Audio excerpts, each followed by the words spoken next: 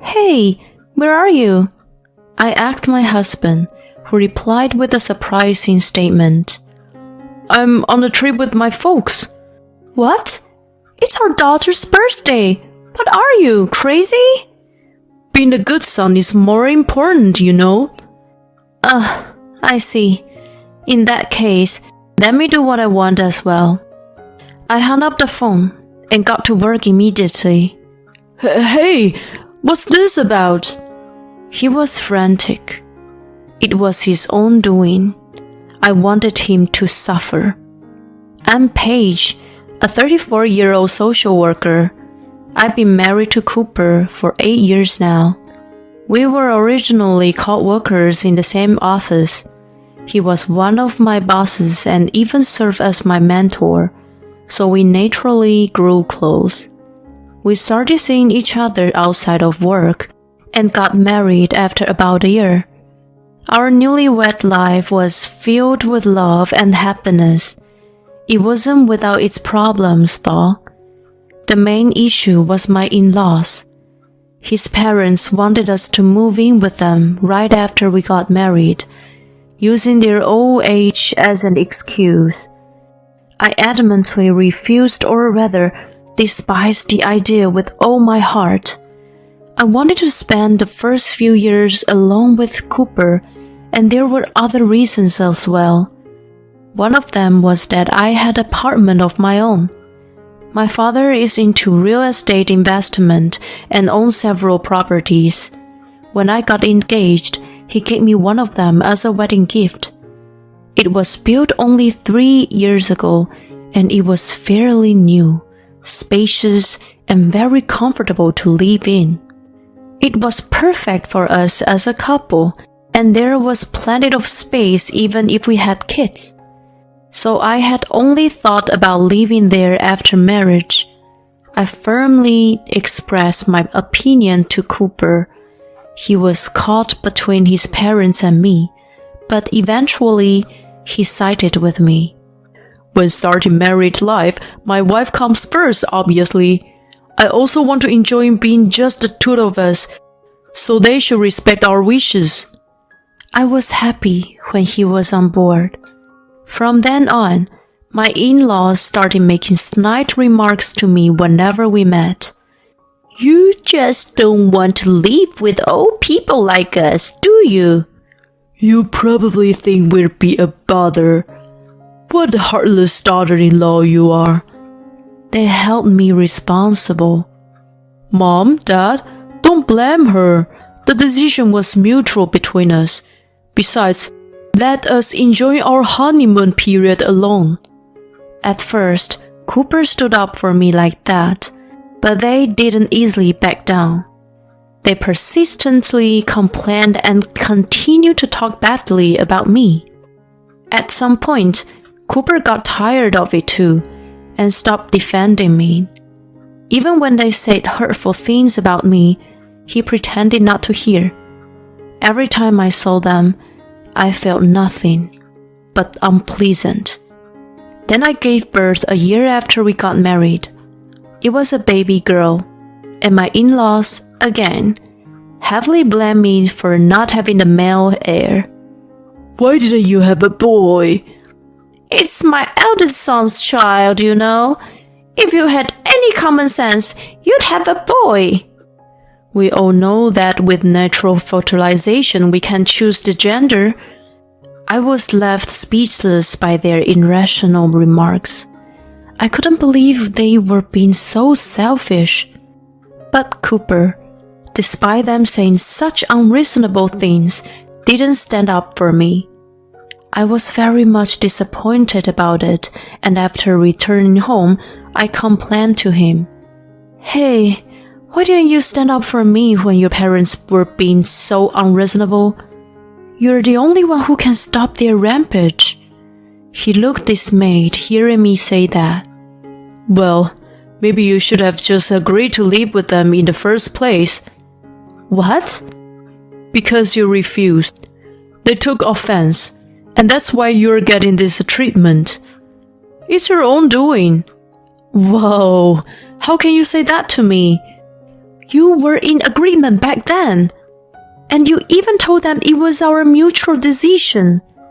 I never thought they'd be so persistent, you know. But it's undoubtedly your fault for continuously making them angry. Why don't you offer to live with them now? No freaking way. Our daughter was just born. Then stop complaining. Just accept whatever they say. Jeez. I was disappointed by his indifferent attitude. It cast doubt over our marriage for the first time. Well, I'd come to regret it in the end, but at that time, Kiara had just been born, and it was difficult to contemplate divorce. From then on, I focused on taking care of Kiara. I had taken maternity leave, so I spent a lot of time with my daughter every day, bonding with her. Her smiles were genuinely adorable and heartwarming. I thought over and over that I would protect her for the rest of my life. I was just so smitten and in awe of her. Cooper also adored and doted on her. You're so adorable. Don't grow up too fast.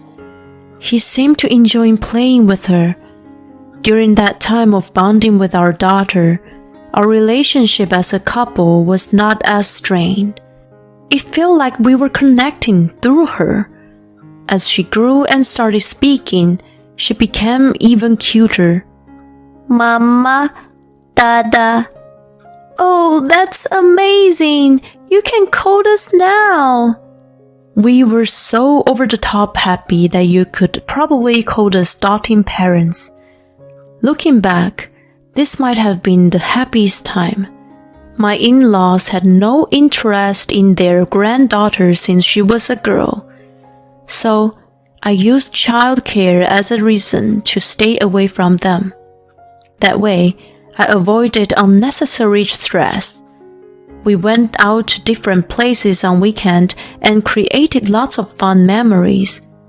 My phone was overloaded with images of Kiara. Just looking back at them filled my heart with love. As she grew, Cooper began to change little by little. The trigger was his job getting busier, and he started coming home late. Right after we got married, he changed jobs and moved to a different company. After a few years, he was promoted to manager and suddenly became very busy. It was a positive development at first. We had Kiara, and having a higher salary made life easier. It made saving for the future education much more manageable, and we didn't have to restrict her financially if she had things she wanted to do. However, the workload turned out to be more intense than we expected, and he always looked exhausted. He took on additional responsibilities and did overtime every day, so his mind and body didn't seem to get a chance to rest. Are you okay? Yeah, I'll manage. He came home looking drained and had no energy. Plus, he returned too late at night, so he couldn't see Kiara. It was quite tough for him. I wanted to support him as much as I could. I took over all the household chores and childcare. I also paid attention to what he ate, making sure to include nutritious options. Is Daddy coming home late again? Seems like it. You want to go ahead and eat? Yeah. Kiara was sad that her dad was coming home late. She was getting bummed out about the decreasing opportunities to have dinner together. He was working hard for our sake, so I couldn't blame him. Daddy's working really hard to make sure you can do all the things you love, you know? The fact that we can eat this dinner right now is all thanks to him. So let's be super nice to Daddy, okay? I'm going to write a card to Daddy.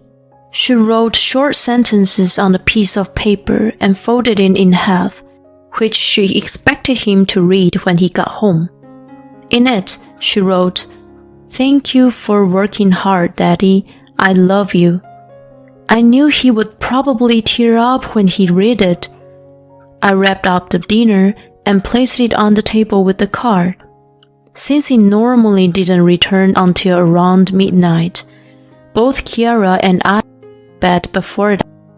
The next morning, the card had been collected, and Cooper woke up looking happy. Did you get the card? Yeah, she's such a sweet kid. It lifted my spirits. Well, glad to hear. Don't push yourself too hard, honey. Yeah, I know. He said that. But either due to his sense of responsibility or else, he couldn't reduce his overtime, and late nights continued.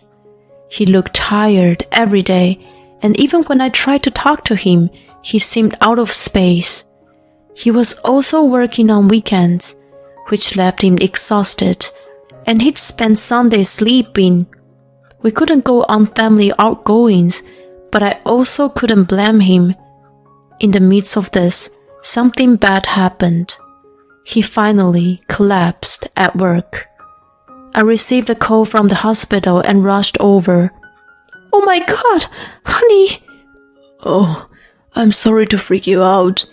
I pushed myself too hard, it seems. I mean, this much?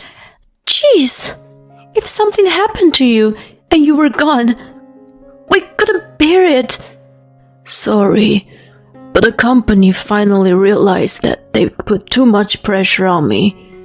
They've decided to eliminate overtime from now on. There were other people who got sick or experienced mental breakdowns because of the workload. They decided to make fundamental changes. That's good news.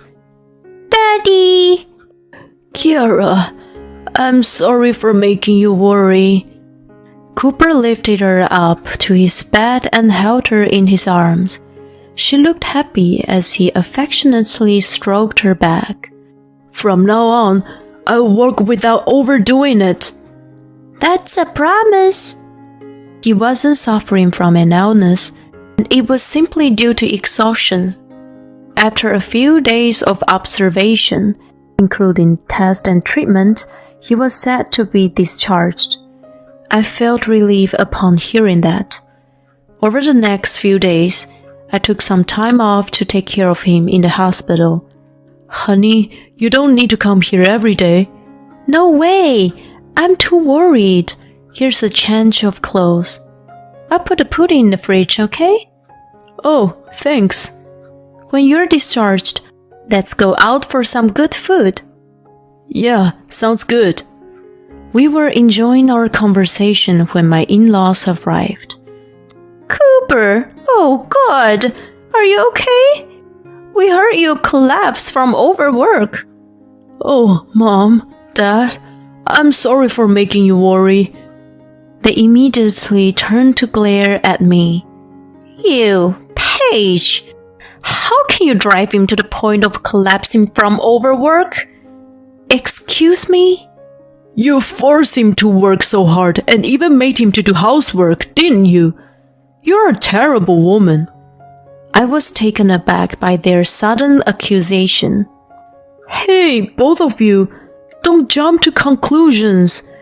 I collapsed because my company was giving me too many responsibilities. She was actually worried about me. Even if that's the case, we don't want her around when we are here. I had no choice but to obey. All right, I'm leaving then. Good riddance. I was extremely upset, but they were still his parents, and I had to step back. I didn't want to have a fight in the hospital anyway.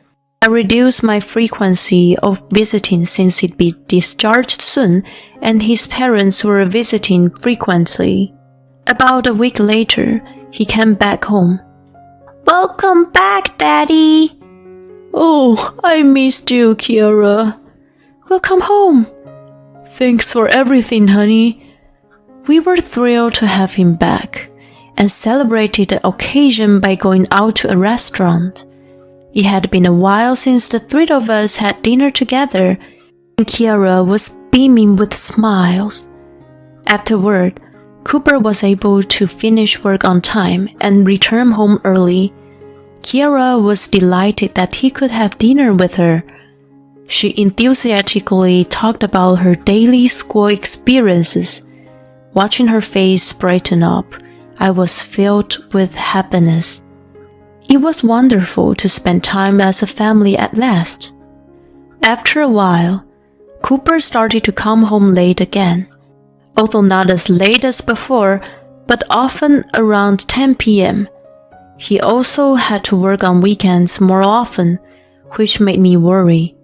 Hey, honey, are you okay? Is your workload increasing again? Oh, I'm fine. It's not as bad as before, and I'm not as tired as you might think.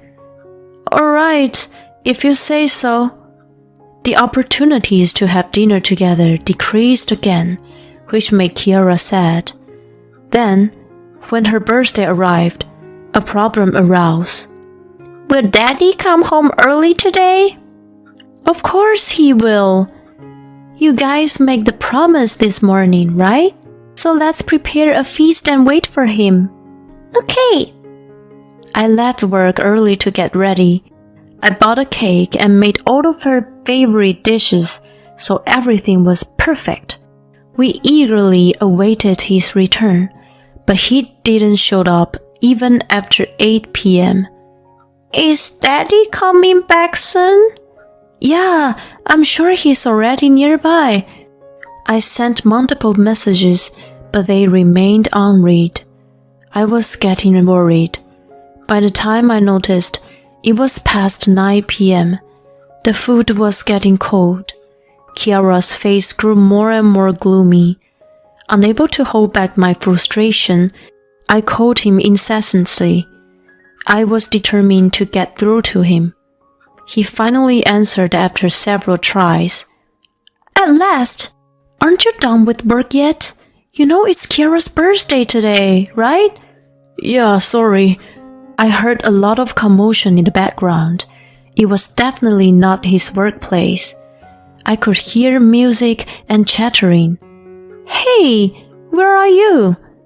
Obviously, I'm at work. That's a lie. What's all that noise in the background? You're definitely not in the office.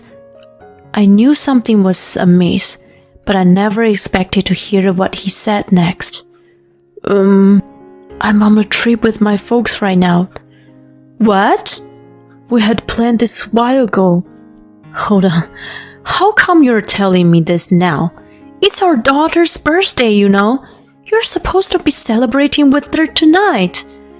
You made a promise, right? You said this morning that you'd come home early, didn't you? But being a good son is more important, you know. What the? Anyway, it's all your fault. I'm stuck in the middle because you can't get along with my parents, and I have to choose between you. Oh, I see. In that case, I will do what I want to. His outburst shattered something within me. I hung up the phone and got to work immediately. Then, something I never expected came to light. Fueled by anger, I decided to bring Judgment Day upon him. Hey, sweetie, it looks like Daddy can come home soon. We'll have a birthday party with just two of us, okay? I started reheating the food. She was almost to tears, but she must have sensed something from me. Instead of crying, she quietly went along with me. After that, I called my father. He introduced me to his trusted real estate agent, and we quickly put the apartment on the market. Kiara and I moved our belongings to another property owned by my father, and Cooper's stuff was sent to his parents. By acting swiftly, I managed to complete the move in no time. A few days later, Cooper called me frantically. What's up, Cooper? Hey, what happened here? He sounded freaked out. Why isn't my key working? Because that apartment's on sale now. On sale? What the heck are you doing? Well, you missed Kira's birthday. Yeah, I'm sorry about that. But is that enough reason to take such drastic action? You're right. I'm not doing it just because of that. What's really pissing me off is that you told so many lies. You lied about taking a trip with your parents, right? What are you talking about? I did go with them. You know, I called your mom after I spoke to you. Oh, I wanted to give her a piece of my mind. But she said she hadn't left anywhere and was still at home. At first, I thought she was lying, but when I explained the situation, she came over. That's when I found out you used them to make up a lie. So, who did you go on the trip with? I'm sorry, I was cheating. I knew it. You chose the trip with your mistress over your own daughter's birthday. It was planned a while ago. I didn't realize that it clashed with her birthday until recently. I didn't know what to do. You're the worst father. You think it's obvious which one should take priority, right? Anyway, we're getting a divorce. No. Of course, yes. Does it mean I won't be able to see Kira anymore? That's up to you.